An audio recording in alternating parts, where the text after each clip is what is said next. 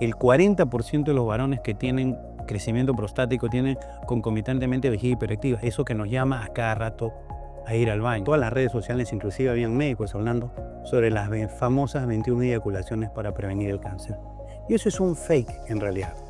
La próstata es una glándula masculina, eminentemente masculina, y por una causa que no sabemos hasta la fecha, esta glándula comienza a crecer y a dar síntomas.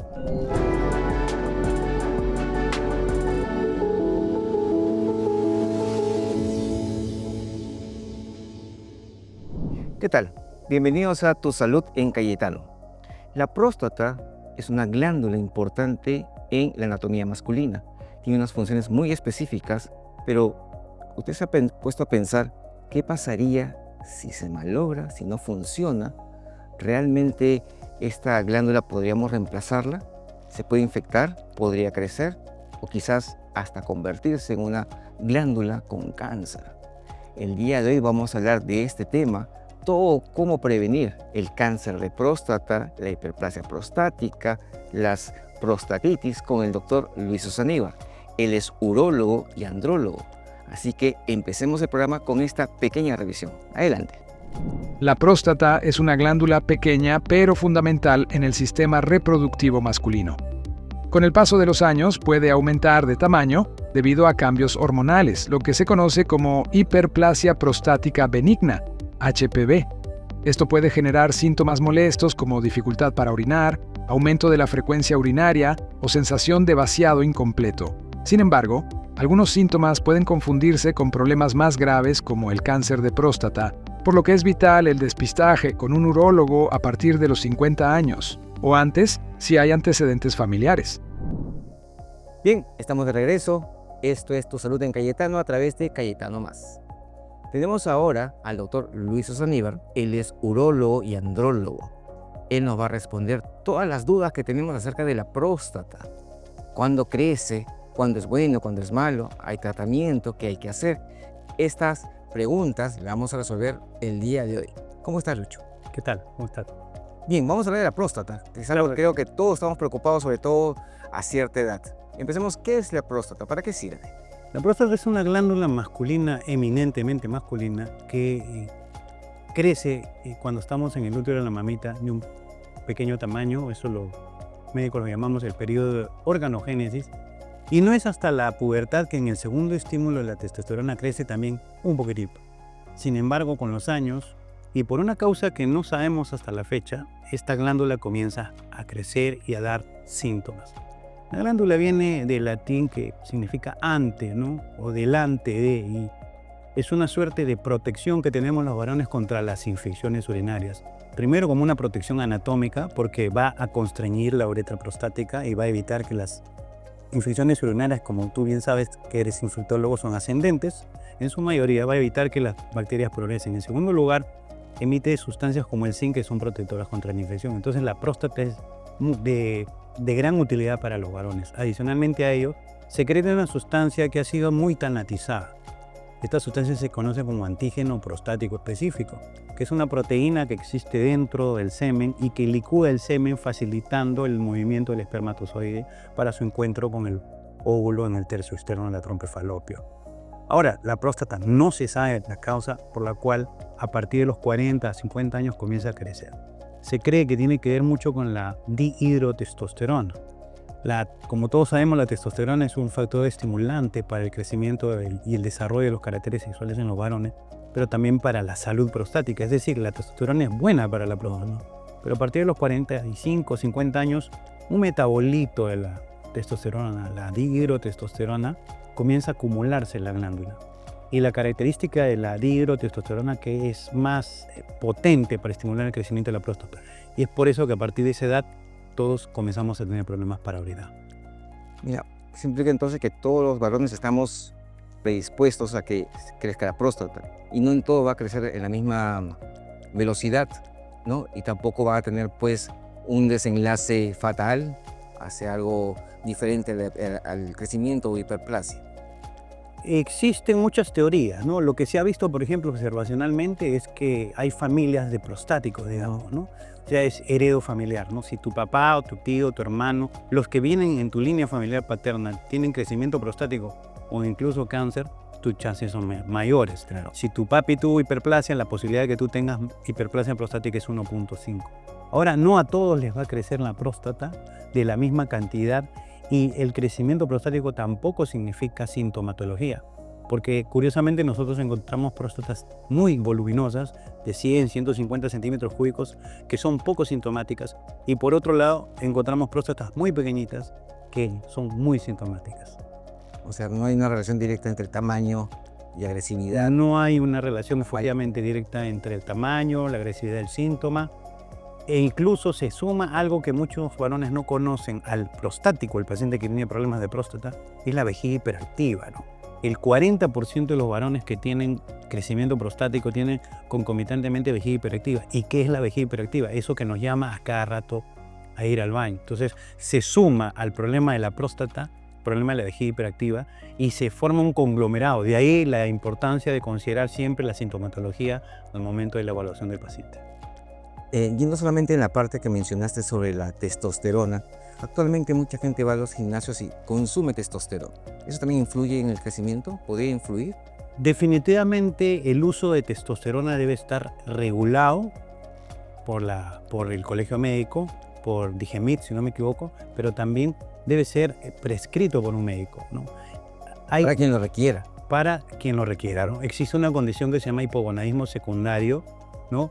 Relacionado con la edad, que no es otra cosa que la disminución de la testosterona que tenemos los varones a partir de que envejecemos. Se considera que hay una disminución de 1% de testosterona a partir de los 40 años, pero ni con todo eso, con todo ese porcentaje anual de deficiencia se explicaría la sintomatología en algunos casos. Entonces, el tratamiento de reemplazo hormonal, cuando uno quiere dar reemplazo, tiene que ir acompañado de un urólogo o un endocrinólogo. Tiene que existir síntomas de disminución de hormona testosterona y tiene que haber la corroboración química de la disminución de la testosterona. Pero solo tener testosterona baja o solo tener la sintomatología no justifica el tratamiento. Estamos hablando de tratamiento médico. Ahora, en los gimnasios, todos sabemos que los que dan los tratamientos con testosterona no son médicos. Así es. ¿Y puede influir? Definitivamente, por ejemplo, si tú tienes cáncer y tú tienes el gen del cáncer, tienes 50, 55 años, no te has chequeado y estás con un cáncer minúsculo, esta testosterona podría aumentar el cáncer, podría agravar la enfermedad. Es por eso que toda persona que va a ser sometido a los famosos pellets, por ejemplo, de testosterona que existen, debe hacerse un chequeo de próstata, debe hacerse un cálculo del volumen prostático o una ecografía, debe hacerse un antígeno prostático porque podríamos estar arriesgando al paciente a detonar una enfermedad que está escondida. ¿La vida sexual activa influye en el crecimiento de la próstata? Hay mucha gente que dice, yo tengo sexo todos los días, yo no tengo sexo todos los días. ¿Quién tiene más posibilidad? ¿Tiene relación? Hace unos meses salió un artículo novedoso, entre comillas, publicado en todas las redes sociales, inclusive habían médicos hablando sobre las famosas 21 eyaculaciones para prevenir el cáncer. Y eso es un fake en realidad. Les voy a contar por qué. Primero, esto parte de un artículo que se escribió hace 2 años y en ese artículo que se escribió hace 2 años se hace referencia a las 21 eyaculaciones que provienen de un artículo de hace 12 años. O sea que hemos vivido engañados 12 años. ¿Ok? Segundo, cuando se hace la evaluación, para nosotros poder hablar, tú eres un epidemiólogo, tú conoces mucho de investigación, para nosotros poder hablar sobre la factibilidad de aplicar un tratamiento o sacar una conclusión en una población, se tiene que considerar a toda la población. La población de estudio fue en personal médico. La población de estudio fue en personal blanco, caucásico. No consideró latinos, o sea, no estaríamos incluidos nosotros. No consideró gente afrodescendiente, que son curiosamente los que tienen más cáncer en el mundo de próstata. Entonces es un estudio que no se puede extrapolar, Claro. y que no se pueden sacar las conclusiones que quisiéramos. Además, todos eran profesionales de la salud, tenían un buen índice de masa corporal, comían bien, comían sano, y eso no se puede extrapolar a la población médica de nuestro país, por ejemplo. Sí, eso fue algo que llamó mucho la atención. Y las personas que se masturban también tienen problemas de próstata. Cualquier actividad sexual aumenta las chances de infección urinaria porque, como sabemos, las bacterias ingresan primordialmente por la uretra. Entonces, el tener mucha actividad sexual, con uno mismo también, ¿no? El by yourself que dicen los gringos, puede aumentar tus chances, pero eso no se cumple. No es una regla tampoco. No es una regla porque va a depender. Yo siempre le explico a mis pacientes que la sexualidad del varón es como un automóvil. Si tú tienes un Volkswagen, pues tienes que manejarlo como Volkswagen. Si tú tienes un Lamborghini, tienes que manejarlo como Lamborghini. Un Volkswagen no lo puedes correr todos los días como un Lamborghini porque vas a quemar el motor. Pero de repente en una bajadita puedes aumentar la velocidad. Por el otro lado, un Lamborghini no lo puedes caminar en primera porque también vas a quemar el motor. Entonces la sexualidad es como tu cuerpo responde, y algo que tenemos que considerar también, que la sexualidad es como tu pareja lo corresponda también, porque nosotros podemos tener todo el ímpetu y de repente nuestra pareja no tiene tanto ímpetu, o al revés. Y eso es lo bonito de la vida en pareja, porque uno comienza a moldarse y con los años a vivir, ¿no? Claro. Esa experiencia íntima. ¿Cómo puede una persona saber que ya tiene problemas con la próstata? La próstata es una glándula muy curiosa que tiene muchas enfermedades que todos desconocemos. De repente las más famosas son la hiperplasia, la prostatitis y el cáncer. Pero la próstata, como tú como infectólogo sabes muy bien, puede tener tuberculosis, puede tener quistes, puede tener infarto. No. Volviendo a las enfermedades más frecuentes, todas las enfermedades, la prostatitis, la hiperplasia y el cáncer, aumentan a medida que pasan los años. Es decir, una persona de 40 años, a los 50 años va a tener más chance de tener prostatitis, cáncer o hiperplasia. Por ejemplo, cuando nosotros operamos la próstata y retiramos el tejido prostático y lo sometemos al estudio anatomopatológico, en el microscopio observamos en el 50% de los casos hiperplasia benigna de próstata y prostatitis. Entonces, estas enfermedades prostáticas van a irse manifestando a medida que la próstata crece. Si nos ponemos en el imaginario de que la próstata es del tamaño de una nuez, o mejor aún de una fruta nuestra, de un aguaimanto, este aguaimanto va a ir creciendo con el tiempo y va a tomar el tamaño de un durazno, de un blanquillo, de una naranja guando sin pepa, o de un mango, o inclusive una granada, o de un melón. Imagínense qué tamaño puede tomar la próstata. Claro. Entonces, a medida que va creciendo, la próstata va a comenzar a cerrar la uretra y va a comenzar a producir los síntomas que nosotros llamamos síntomas urinarios bajos del varón. La necesidad de ir frecuentemente al baño, la dificultad que tenemos para iniciar la micción, el notar que nosotros comenzamos a orinar cada vez con menos presión, eso se llama flujo, la necesidad de levantarnos por las noches, y vienen los concomitantes, los acompañantes del crecimiento prostático, los problemas íntimos del varón. Acordemos también que estamos en un grupo etario a partir de los 45 o 50 años que comienza la hipertensión, que comienza la diabetes, el síndrome metabólico, y todo ello va a ir agravando la sintomatología. Todo ello, por ejemplo, la diabetes hace la cistopatía diabética o la neuropatía, y eso va a hacer que la vejiga se comporte de manera anormal, sumando la sintomatología al paciente prostático. Entonces, ¿qué hay que hacer? ¿Cuándo chequearnos? Sería la pregunta. Los varones que no tenemos factores de riesgo, los varones que no somos morenos o que no tenemos un papá o un hermano con cáncer en la familia, tenemos vacaciones hasta los 50 años. Pero los afrodescendientes o aquellos que tienen en su línea familiar paterna cáncer de próstata, las vacaciones terminan a los 45 años. Y el examen es súper sencillo. Hacer un tacto rectal, tan temido por la gente, y hacer un examen de sangre que se llama antígeno. Y ahora les voy a enseñar cómo los urólogos sabemos. Ustedes van a aprender conmigo cómo los urólogos sabemos si estamos frente a un cáncer con el tacto rectal. Tomen su mano izquierda y tóquense con un dedo la zona tenar. Esta zona tenar es la zona que parece la patita de la gallina y es blanda, ¿no? Ahora cierren los ojos y sientan esa zona tenar. Ahora cierren la mano y tóquense los nudillos. Cierren los ojos y dense cuenta cómo es la superficie, ¿ok? Ahora, esto de aquí es una hiperplasia y esto de aquí es un cáncer. Es lo mismo que hacemos en el examen del cáncer de testículos urólogos. Podría decirse que si los urólogos pudiéramos tocar el riñón o la vejiga, también podríamos hacer el diagnóstico de cáncer empírico, lógicamente, pero solamente con el tacto. De ahí la importancia del cáncer, porque si yo palpo un nódulo duro en la próstata del tacto rectal a cualquier edad, eso es indicativo siempre de biopsia de próstata por una sospecha alta de cáncer. Hace poco comenzaron a hablar sobre el famoso tacto rectal, que no era necesario.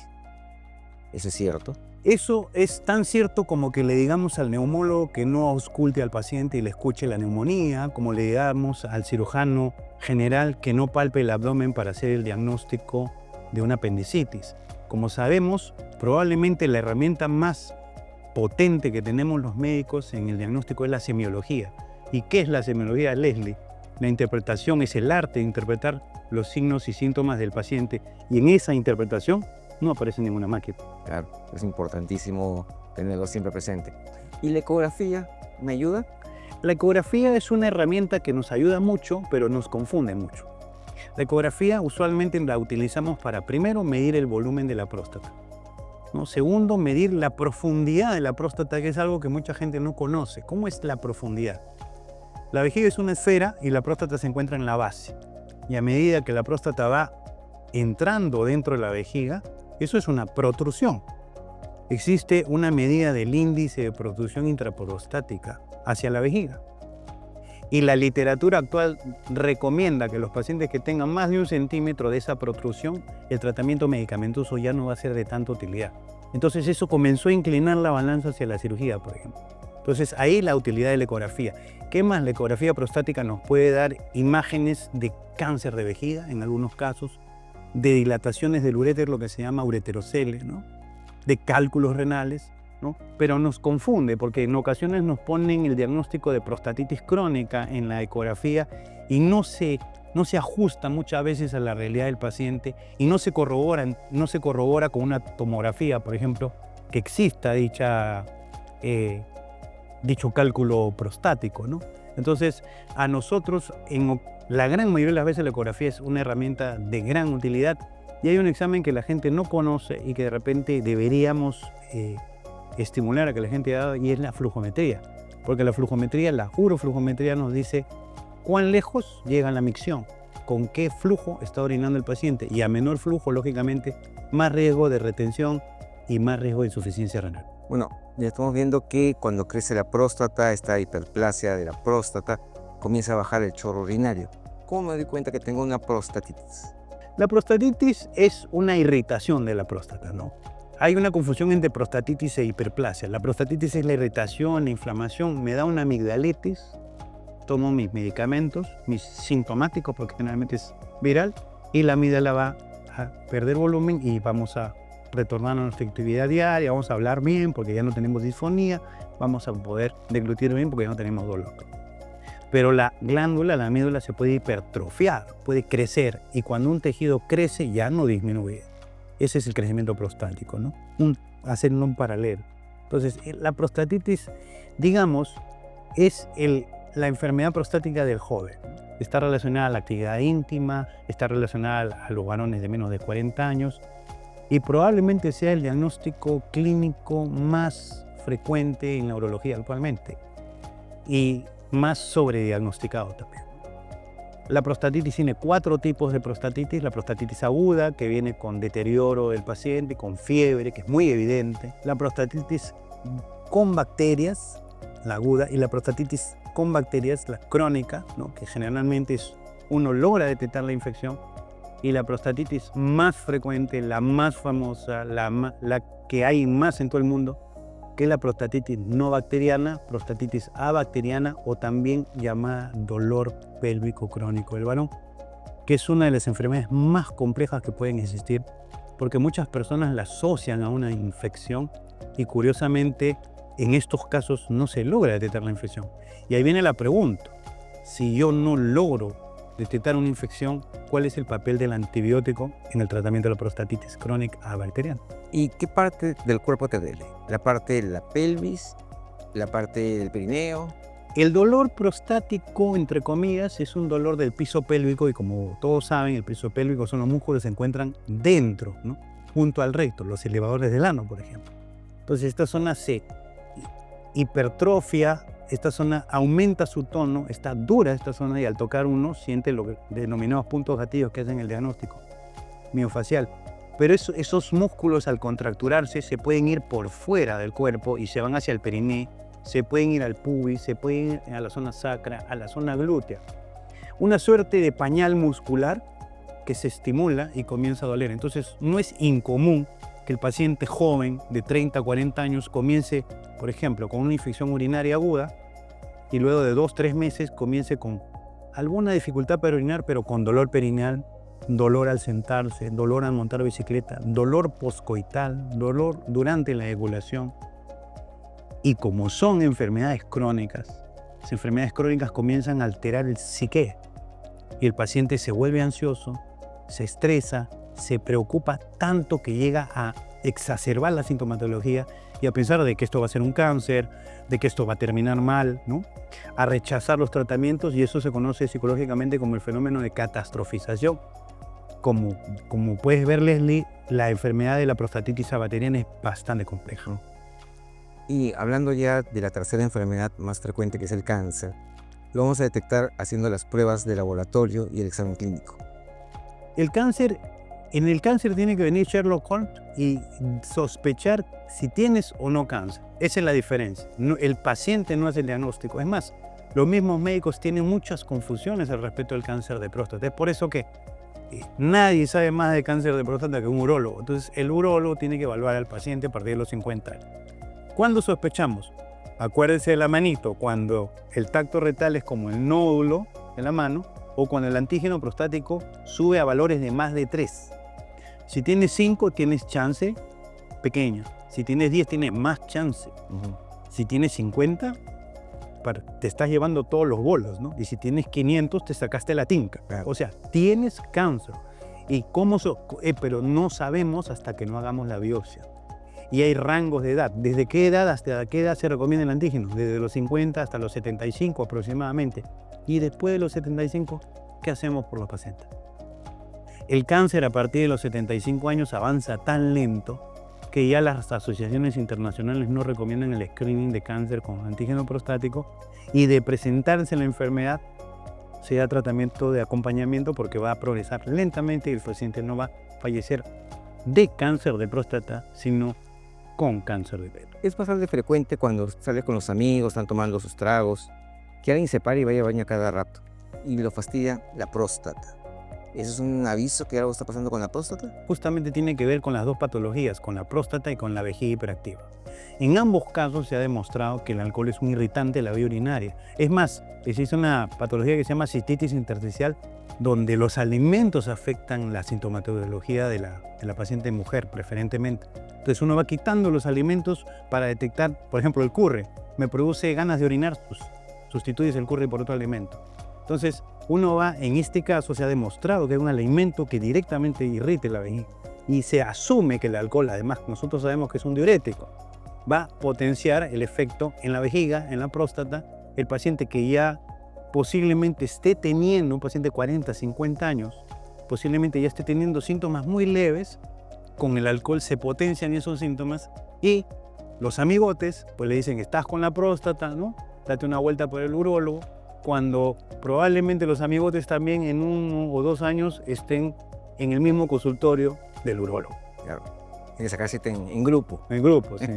Yo creo que está muy interesante, ya tenemos el conocimiento de qué son justamente estas enfermedades de la próstata, qué cosa la causa.